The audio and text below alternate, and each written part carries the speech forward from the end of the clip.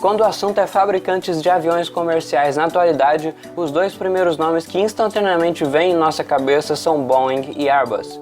Essas duas companhias são responsáveis por uma das disputas de empresas mais conhecidas ao redor de todo o mundo, e até os iniciantes no mundo da aviação sabem identificar sua magnitude.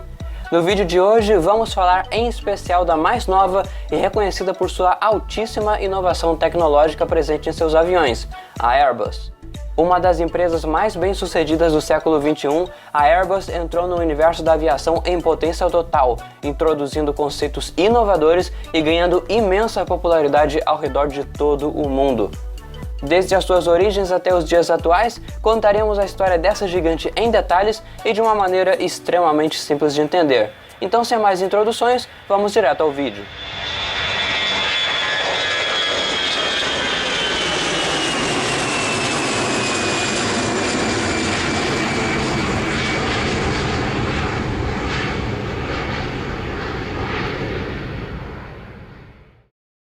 Olá telespectadores, eu sou o Poltronas e hoje estou aqui para falar de aviação, um dos meus tópicos preferidos para falar aqui no canal. E eu sei que vocês estão super interessados nisso também porque, aliás, o tópico de hoje foi sugestão de um inscrito. Além disso, esse é o primeiro vídeo da nossa minissérie especial de 200 inscritos, na qual nós vamos falar sobre vários temas da aviação. Eu acredito que não tinha melhor maneira de começá-la a não ser falando da Airbus. O que não começou muito bem foram os anos de 1960 para a indústria da aviação europeia. O continente vinha crescendo tecnologicamente nesse setor, por exemplo, os primeiros motores de avião a jato do mundo foram desenvolvidos na Alemanha e no Reino Unido, e acredita-se que o primeiro avião de passageiros do mundo tenha sido fabricado lá também.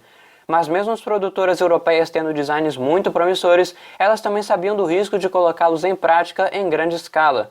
Por esse motivo, as fabricantes de aviões estadunidenses facilmente dominavam o mercado e ganhavam clientes importantes ao redor do mundo, como Lufthansa e KLM.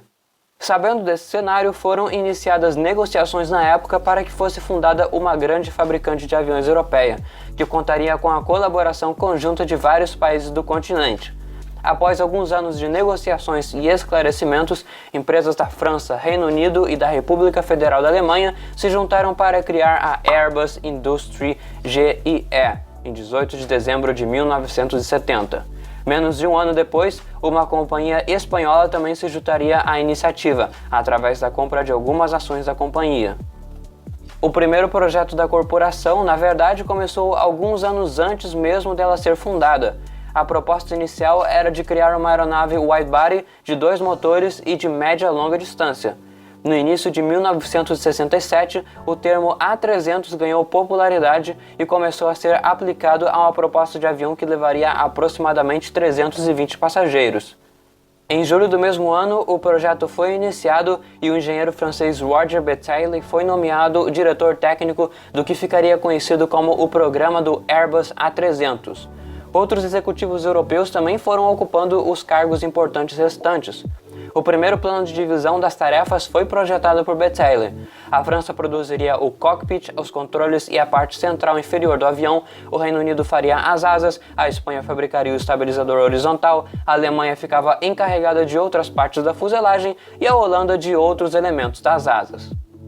Desde o início, Bataille já falava da importância de fazer uma aeronave inovadora. A maior novidade do A300 eram os motores.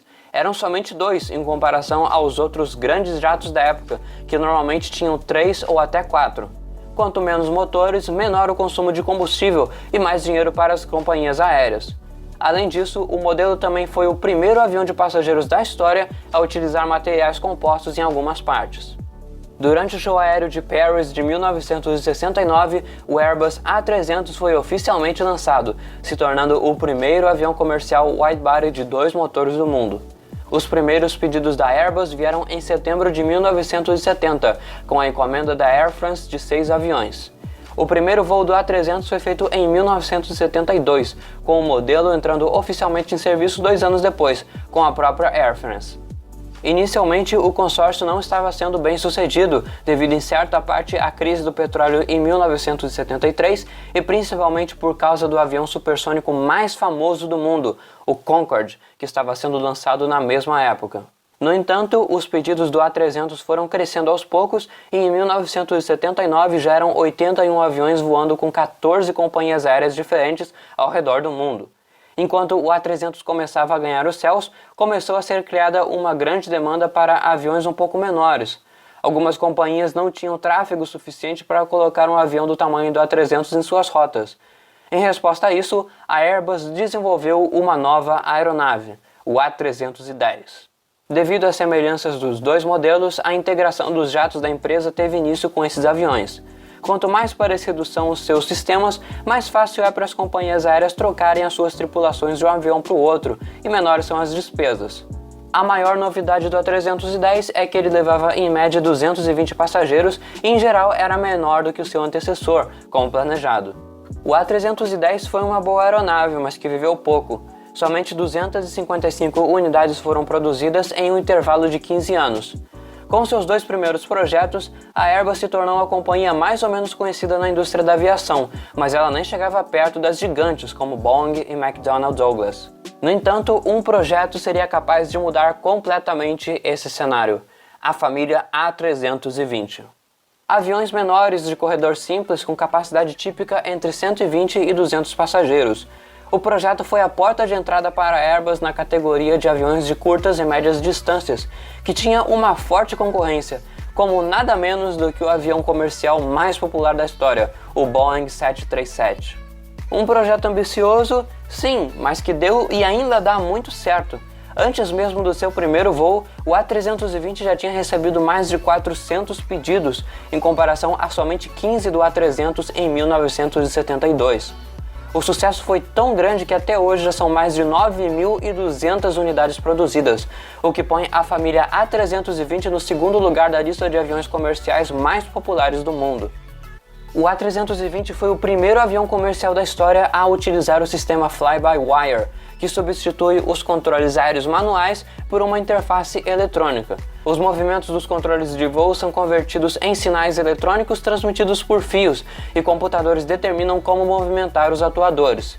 Além disso, o modelo também foi o pioneiro no uso dos cockpits de vidro, que são grandes telas digitais que exibem as informações da aeronave, substituindo os manômetros analógicos convencionais. Como o nome já sugere, a aeronave base da família é o Airbus A320, que também foi o primeiro a entrar em serviço, em 1988. A primeira variação do modelo foi o A321, que é praticamente o mesmo avião 7 metros mais comprido para levar mais passageiros. Além desse, existem também outras duas variantes mais curtas, o A319 e o A318. Este último é o menor avião já produzido pela Airbus, com somente 31 metros de comprimento. Ao contrário dos seus irmãos, o modelo não fez tanto sucesso e somente 80 unidades foram fabricadas, e a produção, que começou em 2002, foi encerrada em 2013. Por outro lado, o A319 continua sendo uma escolha popular das linhas aéreas ao redor do mundo. A maior divergência em relação ao A320 original é mais uma vez o seu tamanho. O A319 leva geralmente 30 passageiros a menos do que o modelo base, o que é perfeito para as rotas que não têm tanto tráfego para acomodar um A320. A alta tecnologia e flexibilidade de passageiros da família A320 possibilitou a Airbus crescer e entrar com força no mercado da aviação comercial.